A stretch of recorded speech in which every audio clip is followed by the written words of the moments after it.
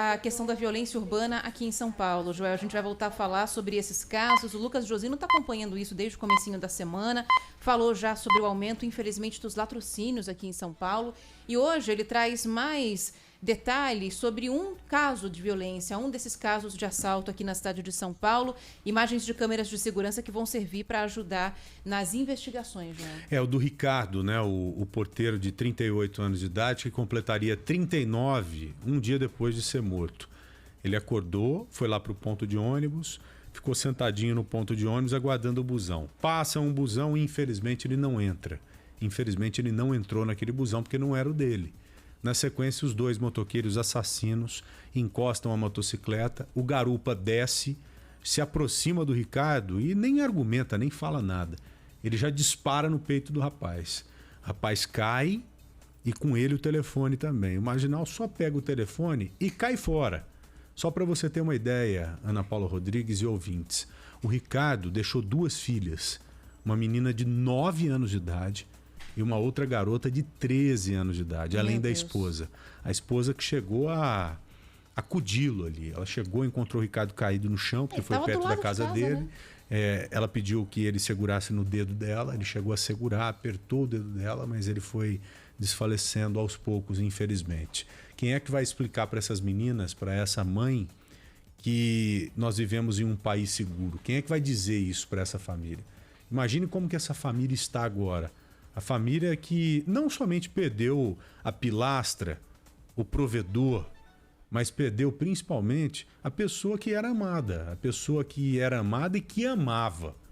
Imagine duas meninas terem que crescer sem o pai porque simplesmente um bandido resolveu por conta própria puxar o gatilho. Fala, não, eu vou levar o celular desse cara, mas eu vou puxar o gatilho mesmo.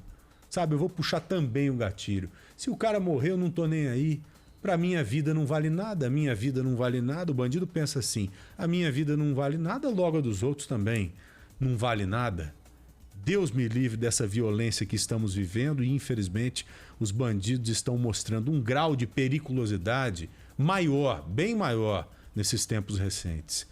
Josino, novas imagens. Essas imagens têm condição de ajudar a polícia de alguma forma na investigação? Boa tarde, meu amigo. Oi, Josino. Tem sim, Joel. Boa tarde para você, Ana Paula. Boa tarde para os nossos ouvintes. Uma excelente tarde de terça-feira a todos. Tem sim, essas imagens mostram o crime acontecendo de frente. Para quem está no carro agora, mostra essas imagens de câmeras de segurança que mostram o Ricardo Barros, porteiro de 38 anos, sentado no ponto de ônibus, mexendo no celular, cabeça baixa, quando dois criminosos numa motocicleta chegam. O criminoso nem anuncia o assalto, o garupa, ele desce da moto, ele nem anuncia o assalto e atira. Atira contra o peito do Ricardo. Ricardo cai para a esquerda, estava sentado no ponto, ele cai no chão e aí o criminoso pega o celular e foge. As imagens já estão em poder da Polícia Civil de São Paulo, que investiga o caso, Departamento de Homicídios e Proteção à Pessoa, mas até agora os criminosos não foram identificados e ninguém foi preso. A investigação continua, essas imagens podem ajudar a polícia a descobrir qual é a moto, onde e qual é a placa dessa moto, quem pode ser o dono dessa moto. Isso vai ajudar a polícia a identificar e aprender esses criminosos. O Ricardo, como você disse, né, Joel, ele deixou duas meninas, uma de 9, outra de 13 anos, ele estava casado há 15 anos com a esposa, estava indo para o trabalho, ele é porteiro, mora em Pedreira, inclusive o ponto de ônibus fica a 100 metros da porta da casa dele, onde ele foi baleado, e ele tinha acabado de se despedir da família, das filhas, da esposa, para ir trabalhar, mas os criminosos mudaram o destino, ele não chegou ao trabalho, ele acabou morrendo ali no ponto de ônibus mesmo. E agora, hoje cedo, aconteceu um caso parecido, uma tentativa de assalto, e a vítima foi baleada na cidade de Tiradentes, na zona leste da cidade de São Paulo, por volta das 5h30 da manhã. Um professor foi baleado na Avenida Doutor Guilherme de Abreu, Sodré, em Prestes Maia, cidade de Tiradentes. Foi uma tentativa de assalto, essas são as informações preliminares. O professor foi baleado no braço, mas ainda não há informações sobre o estado de saúde desse homem. O que a gente sabe é que foi uma tentativa de assalto e o professor foi baleado no braço. Ele foi encaminhado para o hospital mais próximo. Não se sabe ainda qual é o estado de saúde dessa pessoa. É claro que a gente segue apurando A delegacia do Parque do Carmo, ali de número 53, está apurando esse caso e é claro que a gente vai ter outras informações. Mas já são 3 casos de tentativa de assalto, né? Esse caso não um latrocínio, mas os outros 2, que a gente tem falado bastante, o caso do Ricardo, o caso do Lucas do Vale também, que foi baleado antes mesmo dos criminosos roubarem o celular dele, depois que ele tomou um tiro na cabeça quando estava no carro, no Ipiranga, na zona sul de São Paulo, os criminosos tomaram o celular da mão dele, até o carro também, e aí fugiram.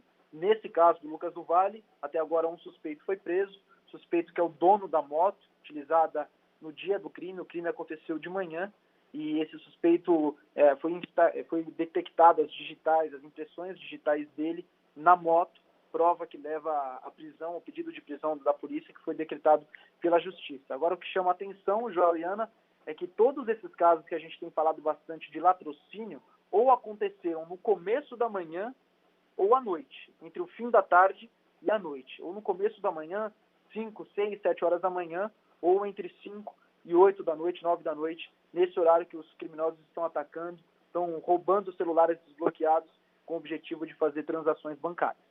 Joel e Ana Paula. Não, e tem o do Leonardo também, lá na Oscar Freire, que levou um tiro no peito também. Então são 3 latrocínios e uma tentativa de latrocínio com esse caso que você trouxe agora pra gente, o do professor. Esses 4 casos, eles servem meramente para ilustrar a realidade que estamos vivendo no Brasil inteiro hoje. Hoje os bandidos estão caçando o cidadão de bem.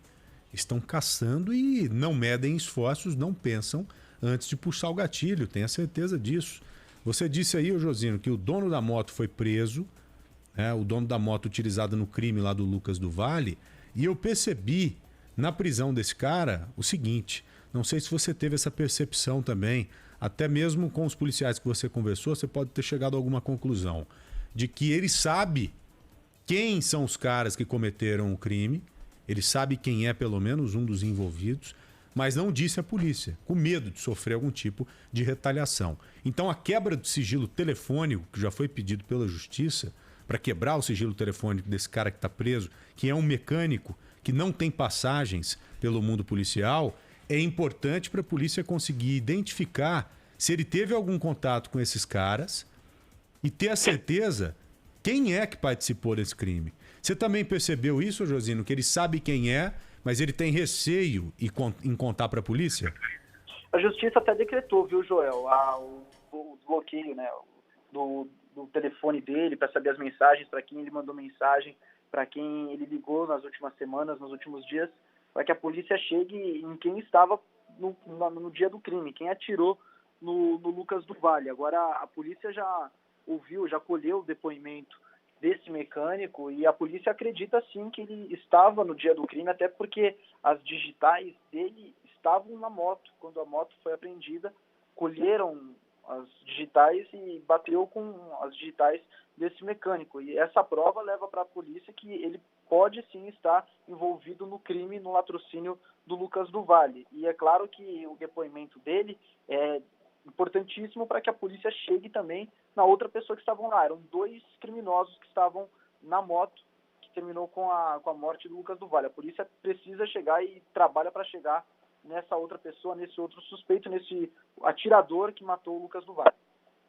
Todos os crimes certamente estimulados pelo Pix, por essa tecnologia. Todos. Tenha certeza disso. Ontem mesmo 2 pessoas me procuraram e falaram assim, Joel, não tem nenhuma frente atuante mesmo, com o objetivo de embargar essa tecnologia, pelo menos momentaneamente?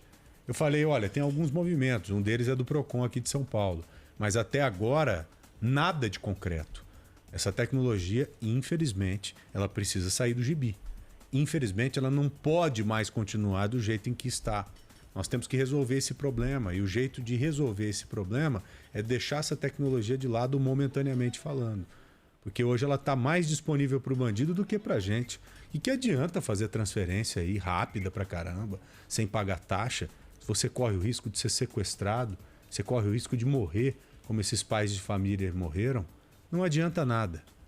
Josino, muito obrigado, viu? Um abraço para você. Valeu, Josino. só para dar mais um detalhe, desculpa o que tempo. Isso, claro, pô. É porque a gente recebeu agora a informação de que o professor, que a gente tinha dito agora há pouco lá na cidade de Tiradentes que ele tinha sido baleado, a informação que chega por parte da nossa escuta, da nossa rádio escuta, é que esse professor não resistiu aos ferimentos e acabou Meu morrendo. Deus, mais um latrocínio. Então vamos lá. Eu falei 3 latrocínios e uma tentativa de latrocínio.